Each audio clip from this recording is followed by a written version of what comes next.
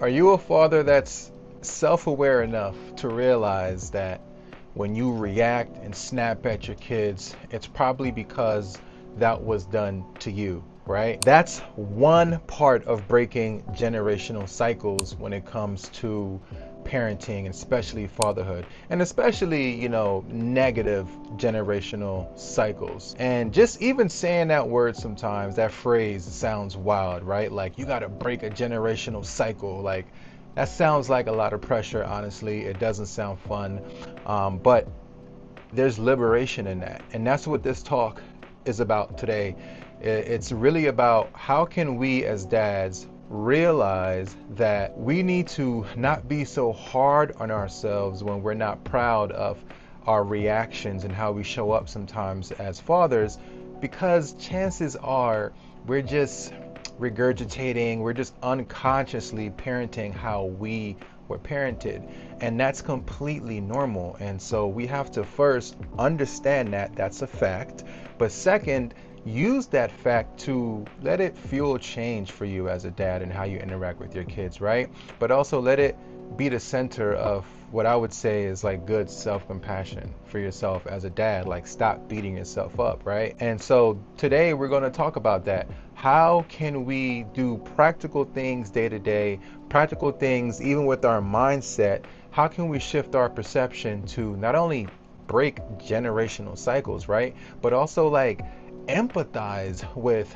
our fathers and our grandfathers and their dads and so forth, right? Because newsflash, how you treat your kids is definitely something that's in you based off of prior, right? Prior fathers before you in your family and your ancestors. So you can still take accountability, but you could also take it easy on yourself a bit. Today we're going to talk about 3 ways that we can positively break negative generational cycles when it comes to fatherhood. Welcome to my channel. If you're listening to the podcast, welcome to the podcast. My name is Odini. I am a mindful fatherhood coach, and I help dads show up more present, but not just physically. I help them be more present physically, spiritually, mentally, and emotionally for their children and also for themselves. And so, yeah, if that sounds like something that you've been wanting to do as a father, I guarantee you this talk and the entire channel and podcast is something that you'll probably find good value in, just to know that somebody else is a dude that understands you. The first one is going to be empathy, right? Showing empathy. When I was writing up the newsletter for this topic, I researched, the definition of empathy according to Webster. And don't quote me, I forget the exact verbiage, but the main part of the definition of empathy in a dictionary is that you are so understanding, right, of someone else's actions that you can almost feel it, right? Because you know what they're going through. And so you're like so understanding and so in tune with what they're going through, how they're reacting to something, that you almost feel it yourself. And that's what empathy is, right? And I say that to say, I'll be real with you. I was not showing my dad any kind of empathy before I started doing this type of work, right?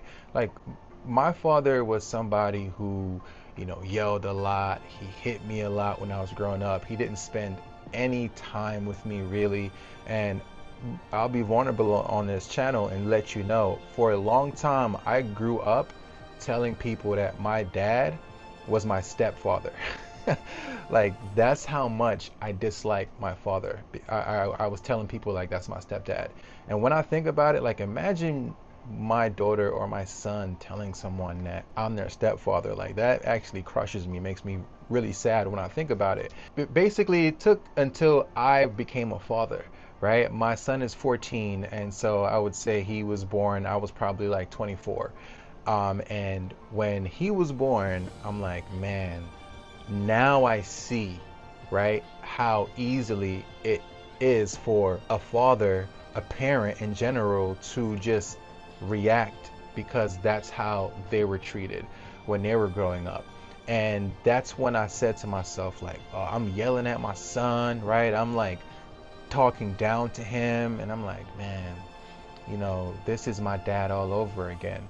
But then the empathy comes in where I think to myself, like, I actually feel bad for my dad now that I think about it, because as a millennial father, we have so much resources, right? That we can learn about ourselves more, that we can learn about parenting more, learn about how to be mindful more, things that regulate our nervous system that then positively affects how we show up.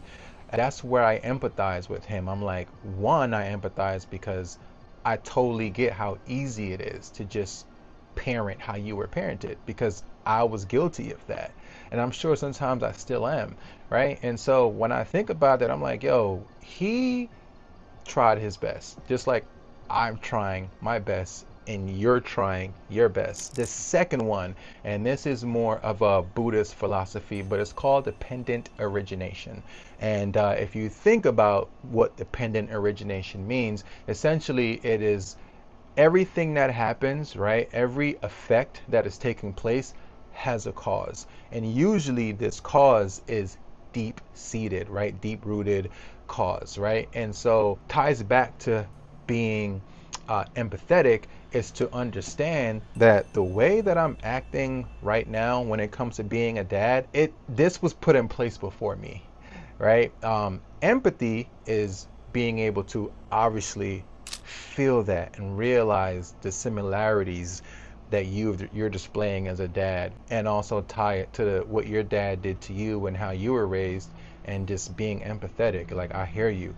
But dependent origination, it goes a little deeper, because we're talking about back eons, generations of dads ago in your family, right? Your ancestors. And you have to really sit with that. And I think that's liberating. I use that word a lot when it comes to this topic, because it's like, yo, I was sitting there extremely mad at a man. Then I'm like extremely disappointed in myself without taking the time to realize that how I'm showing up right now was low-key destined this way. It was like planted. I'm aware of that. That's why I said you got to be self-aware as a father and as a man to realize this. But now what, right? We want to take the information in. That's great.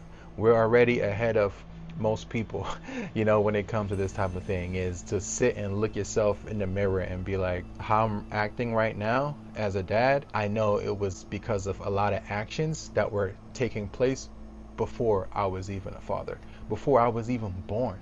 But because I know that, that's liberating. Now I can change it and stop beating myself up. So that's the second way to break generational cycles as a father, is to understand the concept that nothing that is happening in your life, let's go straight to fatherhood, that's what this talk is about.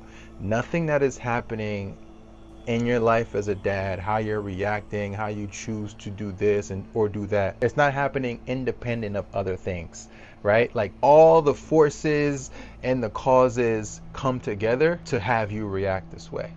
So now you know that. How do we go about fixing it? That leads me to the third tip, how to break generational cycles as a dad, and that is to cultivate a mindfulness practice, because a mindfulness practice is going to regulate your nervous system. And when you have a regulated nervous system, it's much more easy for you to see things as they truly are. And how wonderful is that in any situation, not just parenting? Think about how many situations you've gone through in life in general, whether it be with a spouse, other family members, colleagues, even strangers, that you're like overreacting and you're mad at it because you did not take that experience for what it really was. You attached all of your past trauma to the experience, and it just became something completely different. And that's what you do as a dad as well. That's what we do as dads as well. I always want to throw we in there, because I'm not talking to you from the top of the mountain, right? I'm kind of talking to you side by side. The third thing is cultivating a mindfulness practice. Now, how you cultivate a mindfulness practice can look different for everybody. We just want to make sure it's sustainable. And so real quick, I'll tell you 3 things without going into great detail. I have a bunch of videos on all of these things I'm going to talk about next, and I'll do more videos going into more detail. But 3 mindfulness things that I would say do almost daily actually is I cultivate a meditation practice, right? You know I swear by meditation. And so this isn't going to be a video telling you how to meditate. It's just a video advising you to find the time where there's quiet and that you can just watch your breath and that you can see the thoughts come and realize that you are not those thoughts, and realize that you're much bigger than those thoughts. And it's actually pretty cool to just look at them and be like, I see what you're trying to do, but I'm going to question that, right? I'm not going to accept it. I'm not going to cling to it. I'm just going to see it and let it go. You do that 10 minutes, 15 minutes, 20 minutes every day.